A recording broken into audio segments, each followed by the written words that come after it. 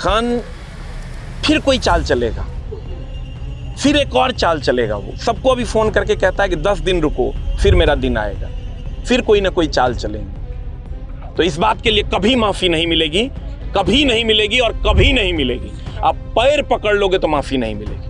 और कहता है कि हम शिक्षा माफिया नहीं है। आप वहाँ उस कैंपस में 15 से 20 टीचर को खा गए, आपसे बड़ा माफिया कौन है जी? वो जो 8-10 राउंड आप गोली किस आंख से देखे थे? जिस आंख से देखे थे ना, उसी आंख से आज इस बिहार के पार्थिव शरीर को देख लीजिएगा। आज क्या एक टीचर की ये गरिमा रह गई है? और हमको लगता है इस बात पे अब माफी जैसा शब्द बहुत छोटा पड़ गया है। पैर पकड़ लीजिएगा तो माफी नहीं मिलेगा, कड़ी से कड़ी सजा मिले। इसका मूल एक ही बात था, 8 से 10 राउंड गोली मैंने अपने आंखों से चलते हुए देखा। और इस बात के लिए पहले तो हम कहते थे कि माफ़ी मांगिए, अब माफ़ी जैसा शब्द बहुत छोटा है। बिहार के लोग इस बात के लिए कभी माफ़ नहीं करेंगे, कभी माफ़ नहीं करेंगे। खान फिर कोई चाल चलेगा, खान फिर कोई साजिश रचेगा। बिहार वाले लोग अब वो खान को माफ नहीं करेंगे, चाहे वो पैर ही क्यों ना पकड़ ले। ये बयान है मशहूर शिक्षक एसके झा सर का। आपको मालूम है कि कल नेपाल के विराटनगर में रोशन आनंद सर के भाई प्रिंस की संदिग्ध परिस्थितियों में मौत हो गई। देर रात प्रिंस का शव सहरसा पहुंचा, जहां पटना के कई बड़े शिक्षक भी पहुंचे हैं। आधी रात को एसके झा सर भी पटना से सहरसा पहुंचे और उनका गुस्सा फूट पड़ा। परिजनों के सामने एसके झा सर भी रो पड़े और कैमरे के सामने पहली बार एसके झा सर का रौद्र रूप सामने आया है। वो चिल्ला रहे हैं और कह रहे हैं कि मैं तो कभी कुछ नहीं बोलता था, लेकिन अब मैं बोलूंगा। खान को कोई माफ नहीं करेगा। आप खुद एसके झा सर को सुनिए। देखिए, जो हुआ है ये घटना नहीं होना चाहिए था। इसको घटना नहीं कहते हैं, हम अनर्थ कहते हैं। आज एक माँ से, एक पिता से उनका बेटा चला गया और एक बेटा जेल में है। तो ये कहीं ना कहीं हृदय विदारक घटना है। पूरा बिहार रो रहा है, हर जाति हर वर्ग के लोग अभी रो रहे हैं, सबकी आंखें नम है। और हमको नहीं लगता है कि इस बात के लिए जो भी लोग जिम्मेवार हैं उनको कभी माफ़ी मिलेगा। और इस बात की गहनता से पुलिस से हम लोग आग्रह करते हैं कि छानबीन हो और जो लोग दोषी हैं उनको कड़ी से कड़ी सज़ा मिले। अभी इस प्रकरण में नेपाल से गए वो 5 लोग भी हिरासत में लिए गए हैं, क्या कुछ जानकारी वहाँ से मिला है? देखिए, वो वहाँ की जानकारी तो अभी पूर्ण रूप से नहीं मिली है, क्योंकि जो लोग साथ में थे वो लोग फिर पटना निकल गए हैं। और जब जानकारी, जो बिट्टू झा सर थे और लोग थे वो लोग पटना निकल गए हैं, क्योंकि कल फिर सुनवाई है, सुबह पेरोल मिलना है या बेल मिलना है, फिर जाके सर रोशन सर यहाँ आएंगे, तो उनके लिए वो लोग निकल गए हैं। लेकिन फाइनली मैं एक बात ज़रूर कहना चाहूँगा आप तमाम मीडिया बंधुओं से कि इस बात मैं एक कोचिंग चलाता हूँ, मेरा भी एक यूट्यूब चैनल है, मैं ऑथर भी हूँ। और मेरा कोचिंग, रोशन सर का कोचिंग और खान का कोचिंग जस्ट अगल बगल में है, और हमको लगता है 100 मीटर के डिस्टेंस में है। लेकिन हम एक ही बात का जवाब जो है ना, वो सबसे पूछना चाहते हैं कि सिर्फ ये घटना शुरू कहाँ से हुआ, इसका मूल कहाँ था। इसका मूल एक ही बात था, 8 से 10 राउंड गोली मैंने अपने आँखों से चलते हुए देखा।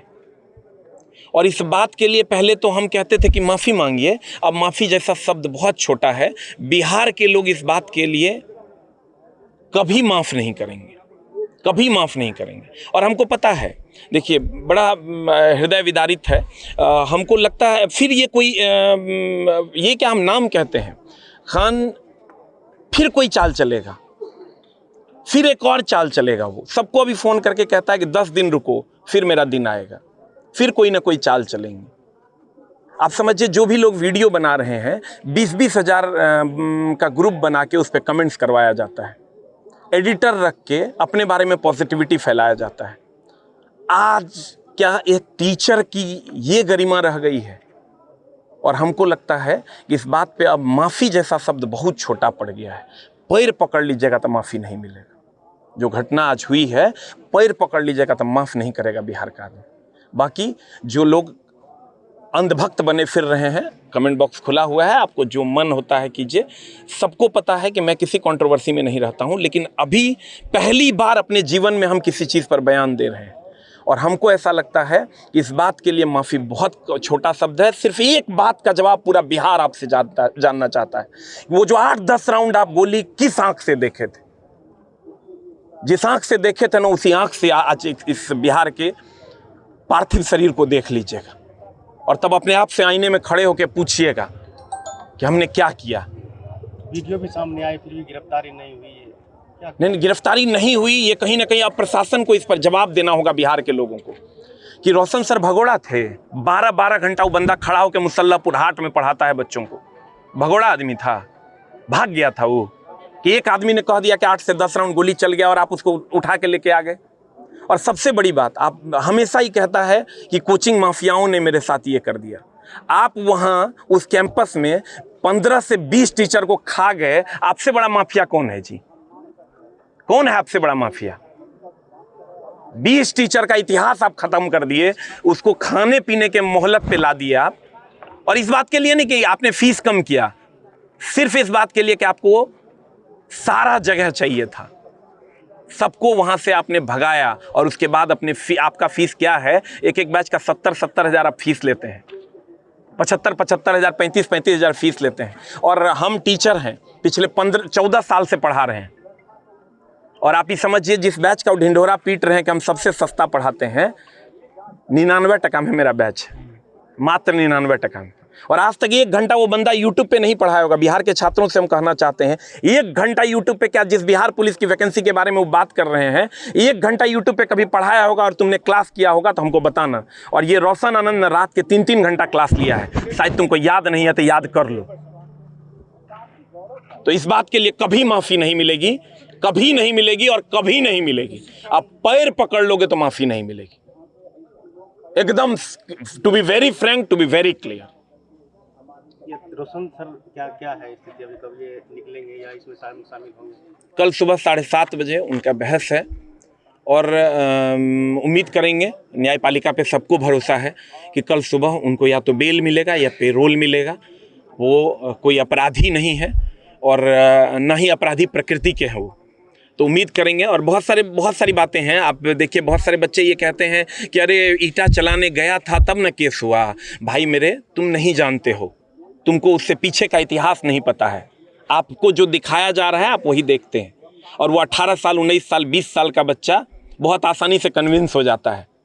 और वही तो किए हैं आप अभी तक, सिर्फ कन्विंस ही तो किए हैं सबको। और ये बंद कर दीजिए और माफ़ी मांग लीजिए पैर पकड़ के।